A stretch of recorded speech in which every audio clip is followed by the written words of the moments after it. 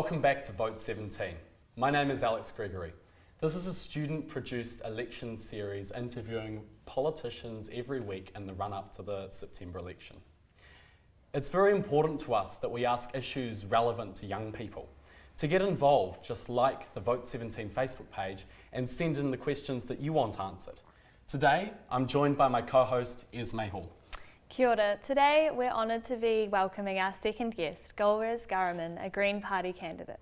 Welcome Golriz, welcome to Dunedin. Thank you, thanks for having me. And so this is your first time as a political candidate, and we just want to know a little bit about your background and how you came to be involved in the Green Party. Yeah, so I've been involved in the Green Party for years and years, but I probably became more directly involved in sort of holding positions and things like that a few years ago when I first moved back to New Zealand. And I think what kind of compelled that was that I came back and I found New Zealand changed. I felt like, especially because I came back and I went into human rights law and I could see directly some of what was happening, so I felt like democracy was being undermined, you know, government was passing legislation under urgency to kind of cut people off from the Human Rights Act, and local democracy was being suspended, particularly in Canterbury, and we were talking about mining in our national reserves, which was all kind of very alarming to me. So I, you know, and the Green Party is sort of my natural home, so I became more involved. But this is the first time that I'm directly politically involved, you know, as a candidate. And that was maybe because I did get to a point where I wanted human rights law expertise in government, and I wanted diversity in our House of Representatives, especially at, I think, this moment in global politics. It became kind of more and more apparent to me that we had to be at the table, so to speak, as women and as members of minorities. So, you know, that kind of, all of that came together and led me to stand. Yeah, and I guess it's quite interesting that you have spent your career taking governments to task over human rights, and now you are kind of gunning to enter government. How do you kind of see that playing out? Yeah, so what's really important to me is democracy rather than sort of necessarily being in government in terms of the power that that gives you. And so I think in those terms it's a really direct continuation of what I've always done. So taking part in democracy, whether it's through our judicial wing of government or the House of Representatives, to me is really directly connected, and it's about sort of upholding those processes. And for me, that is really important because of my background, having come from Iran and having to flee a very repressive regime. I've seen the world without those rights and without democracy, so it's important to me to uphold them. And so let's talk a little bit more about the Green Party. You've described it as the most Kiwi of all the parties before, and do you think that centrality of things like democracy and human rights is why you're attracted to the Green Party? Yeah, absolutely. So for me, Kiwi values are things like inclusion and diversity and fairness, and actually taking care of each other as well as taking care of our environment. So when I saw those values undermined, it doesn't sort of matter whether it's the environmental ones or the social justice ones, they're kind of interconnected. It's about holding government to account again. And I think the Green Party in particular has always been a party that speaks truth to power, whether it's in protecting our environment or in standing up for vulnerable people. So yeah, those are Kiwi values for me. Those are things that I see as being eroded, and the Green Party sort of champions. You mentioned diversity and holding the government to account, and the Greens have got undoubtedly a really diverse set of candidates this time on the election. You know, you've got 23-year-old Chloe Swarbrick at number 9 and yourself at number 10. How does diversity tie into the fundamental sort of push of your argument, which is to hold the government to account? It's really interesting with the Green List. People kind of go, was that a concerted effort or whatever? And I always say, no, that's how a meritocracy works. That's how democracy works. We have the most democratic system of ranking the list. Is this what the other parties are missing? Yeah, I mean, it really shows that the Green Party is where democracy in action is. It demonstrates that for us. So where there's opportunity for people who come from a minority background, who happen to be younger, who are like me from a refugee background, we can actually take part in something like this enormous machine that is the Green Party list ranking process and actually get up there first time running. But in terms of diversity and holding governments to account, I think right now kind of we see globally a real demonstration of why diversity is important to democracy. And I think you can only really feel the urgency of that where you do belong to one of these groups that's under attack. And at the moment, I mean, women are under attack in places like the United States, as well as people from a Muslim background, as well as immigrants generally. And you kind of look at it and you go, well, majority rules politics. That type of democracy can only take us so far. It can swallow us whole if we belong to one of those groups. So we need to actually participate. It needs to be a participatory democracy. We need to really be at the decision-making table. Fantastic. That's really interesting to hear. And I think more broadly, part of the motivation for this program is about re-engaging those young people who have kind of become disenfranchised from the political system. Yep. What do you think is the sort of primary issue facing young New Zealanders like ourselves? Well, for one thing, I think the young vote, so to speak, the youth vote, is actually, it's a really smart vote. It's a nuanced votership. It's not just one issue, and they're not, young people are never won over by their own image. It's not, and it's sort of as unfair when Chloe gets kind of picked as the person to get the young vote per se, because as we know sort of around the world, again, to look at global trends, the oldest candidate in the US presidential race, Bernie Sanders, is who won the young vote, or we see it in Britain, with Jeremy Corbyn. It's about authenticity. Young people are looking for authentic voices, people that can actually show that they've got a commitment to these issues through activism, through sort of speaking truth to power, which is why I think the Green Party substantively is a place for the young vote, not just because we have a young list. And I mean, I guess when you look at the issues that are facing young voters,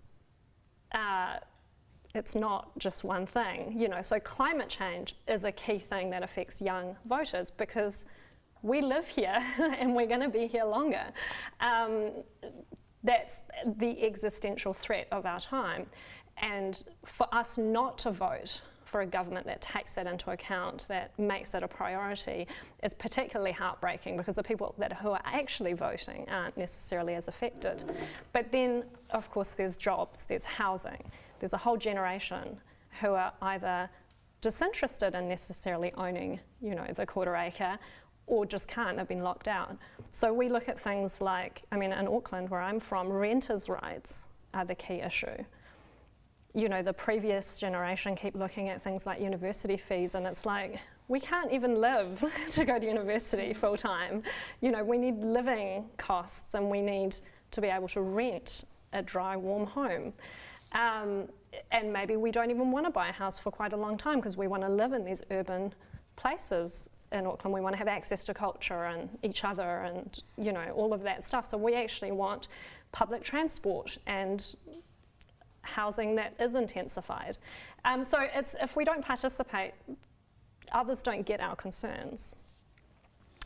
Cool. I think you've touched on a lot of issues, but if we just pull it specifically to environmental issues, the Green Party has put forward a range of really exciting and creative and innovative solutions, moving New Zealand towards a more carbon neutral economy and looking at ways that we can meet our targets under things like the Paris agreements, like other countries are. I heard this morning that the UK has managed to, stop that rise of emissions, and in the same time New Zealand has just, our emissions have just skyrocketed.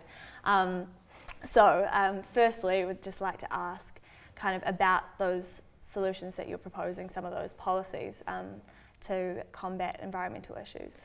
Yeah, so I think for us, for one thing, what I'm really excited about is that the Green Party is ambitious for New Zealand. You know, we're not looking at sort of what is the minimum amount that we can do across the board with all of the issues that we address, but particularly with climate change. You know, we've committed to a carbon neutral economy for New Zealand, which is not undoable at all. All of our policies are costed. So for the government to sort of keep going with this kind of bottom of the chart sort of commitment to a trading scheme that's failed is, again, it's heartbreaking, especially if you're a young person. What we've essentially committed to is admitting that the trading scheme is a failure, and we need something like a carbon tax. So we need to actually hold polluters to account. And that's okay. You know, it's radical for a government like this, which is kind of always looking backward, but corporate accountability is accepted across the board now in places like Europe, where they actually want to protect the environment to the highest level that they can. They've committed to things like stopping the production of gas-guzzling vehicles, you know, within sort of 50 years or 20 years, or 9 years if, what was one of the countries in Eastern Europe just committed to that yesterday. So we want that kind of ambitious policy here. At the moment, the carbon trading scheme means New Zealand pays about $1 billion offshore, goes off as an investment into economies that are trying to make themselves carbon neutral, trying to diversify, and they will with our money. But we're buying that for our corporates who are making profit off of polluting. We want to invest that back into New Zealand's economy, into making New Zealand's economy diverse and innovative and carbon neutral. So that's the kind of thing, you know, if we actually invest in sort of brain industries, we can keep Kiwis here earning money in a clean way, and we kind of don't have to throw the money away overseas. So perhaps there's scope for, you know, changing from buying carbon credits overseas. Perhaps you're right on that, and perhaps there's scope to, you know, change the ways our industry works or make them pay for the carbon. But how do the Greens believe that they can stop, you know, measures to meet our targets and be ambitious when it comes to carbon? How can we stop those sort of initiatives harming the most vulnerable in our society? What we've proposed in terms of the carbon tax is, in fact, we call it a carbon tax cut, because the carbon tax applies to polluters, to the top polluters, which are corporates, and you know they just need to readjust their business model to take account of this tax or stop polluting. And the money goes back into the economy by way of a tax cut to ordinary Kiwis who are not producing the pollution. So it comes back, it directly comes back into the community for the most vulnerable. And so we know that, you know, close to 50% of our overall emissions in New Zealand comes from agriculture. And yes, we can move towards brain industries and things, but we can't forget that agriculture is still the backbone of our economy.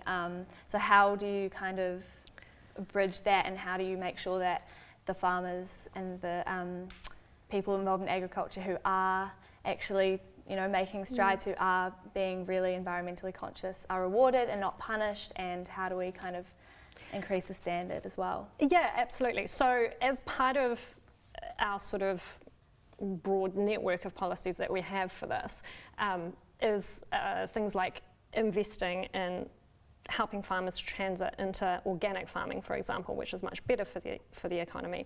Investing in the regions so that they can diversify and continue to live where they live, you know, and not necessarily be dependent on farming, although we're making farming more environmentally friendly through the organics market or through kind of helping to educate farmers about better farming methods.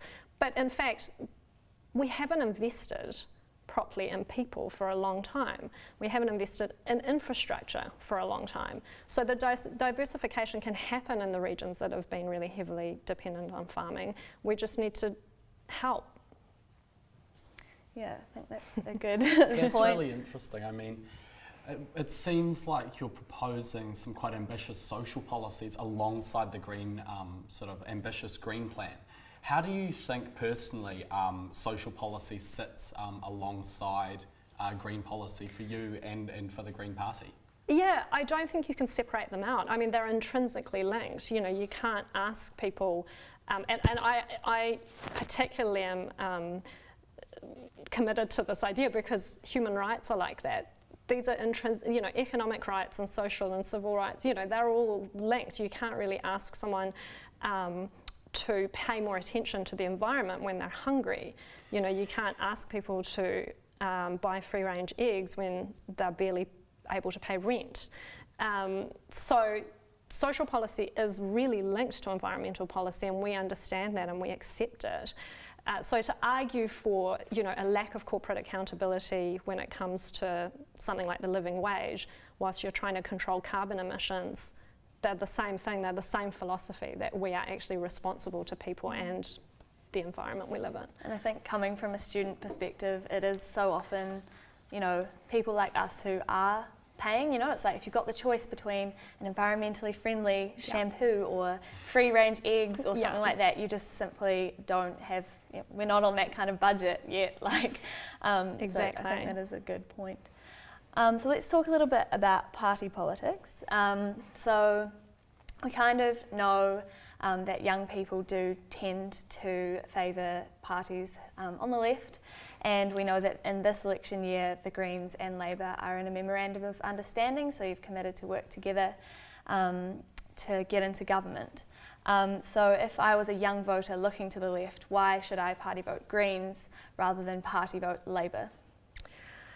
Yeah, so we say party vote Green if you believe in our values and our policies, because we will work with Labour and we'll work effectively with Labour. But the size of the Green caucus will have a big influence on the size on the prioritisation of green policy within a Labour-led government. So the beauty of MMP is that we get to work with our friends and we get to disagree and we get to negotiate that. But our ability to negotiate these policies, whether it's the carbon neutral economy or if it's our social justice policies, will depend on the size of our caucus within that MMP-based Labour-led government. So that's why all of our policies, all of our values, I could list as the reasons to vote Green. But the way that MMP works means that it will be greening a Labour-led government, so to speak. And I hate to bring it up, but my mind's just going back to the national advertisement last election where they were portraying the left parties on the left as kind of not unified and not being able to form a strong coalition. So how do you see Greens and Labour working together and being able to form that strong coalition to perhaps form a government? Yeah, so I think it's a recognition of the fact that the voters deserve and want to know what that opposition government will look like after the election. So voting for change, especially in very sort of what most people are experiencing is quite unstable times. People are falling below the breadline and whatnot all over the place, but voting for change, especially in those times, is difficult if you don't know what that change looks like. So the Greens have always traditionally announced publicly who we prefer to work with after the election, and I think that's part of our kaupapa, and that's always been really helpful to our voters. But now Labour has also recognised that actually their votership want to know that they will vote, they will work with the Greens rather than anybody else to change the government and beyond that, and it's helpful to everyone, so it's kind of part of transparency. Yeah, and just lastly on that point, I think the Greens is presenting a very slick marketing campaign this election, very consistent and very communicative with especially younger voters, as I have noticed.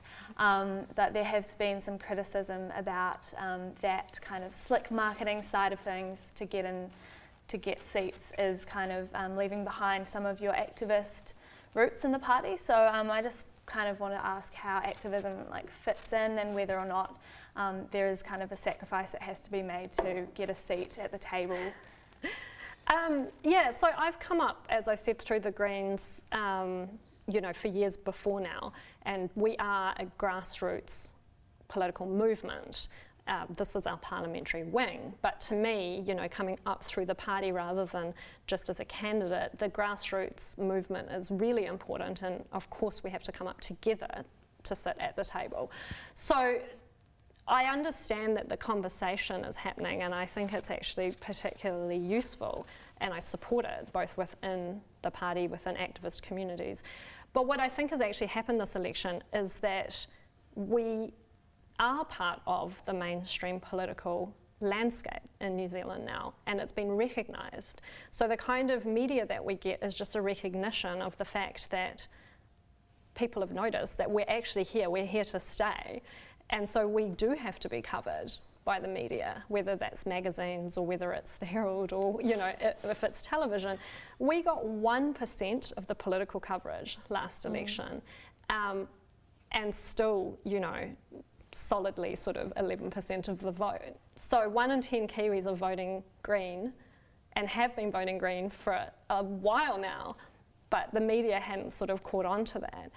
And on the kind of portrayal side of things, I've had these conversations in the party and I've sort of encouraged it, but one thing that I do draw the line on is this idea that as women, we shouldn't be sort of dressing up or being in magazines, which I found particularly troubling because of where I'm from and because of what, you know, feminism means in the Middle East. And so I kind of think, actually, as a woman, I don't have to prove my activist roots by the way that I dress, because I already escaped that. You know, I already escaped a patriarchy that told me that, you know, as an Islamic revolutionary woman, you have to be shapeless and you have to be colourless and sexless. So let's not do that here. But yeah, so it's an interesting conversation, but I think a whole lot of factors came together, not just the party. Yeah. So going back to your background, one of the things which has been getting, you know, the Greens that media attention of late is your background as a former refugee, right? You left Iran with your family in 1990. And you might be you might be the first former refugee to be elected to Parliament in September this year. What I wanted to know was, what more do you think governments or communities could do to support the refugees who come here?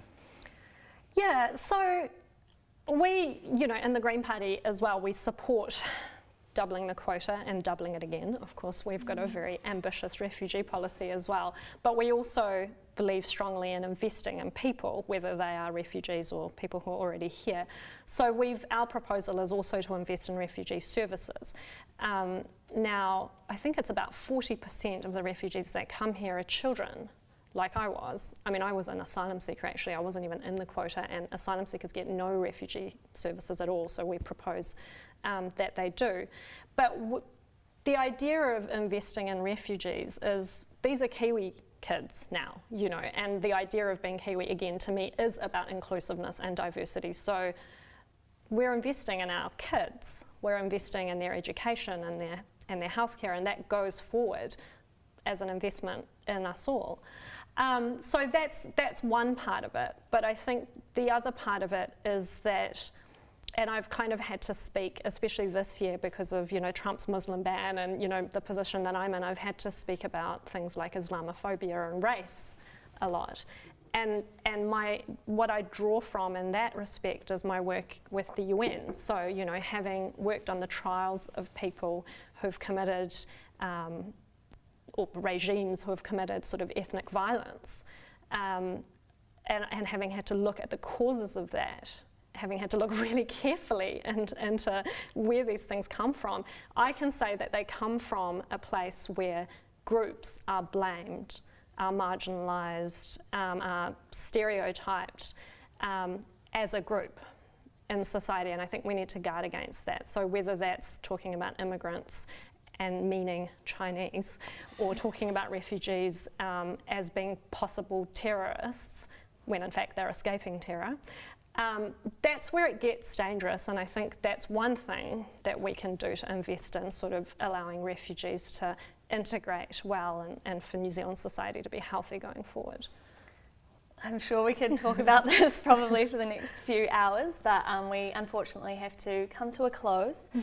So we conclude each of our interviews with a series of quick fire questions so that we get to know our candidates on a whole new level. So do you think you're ready? Sure. So you have an impressive CV, a really busy schedule. So what do you do to relax? I either travel,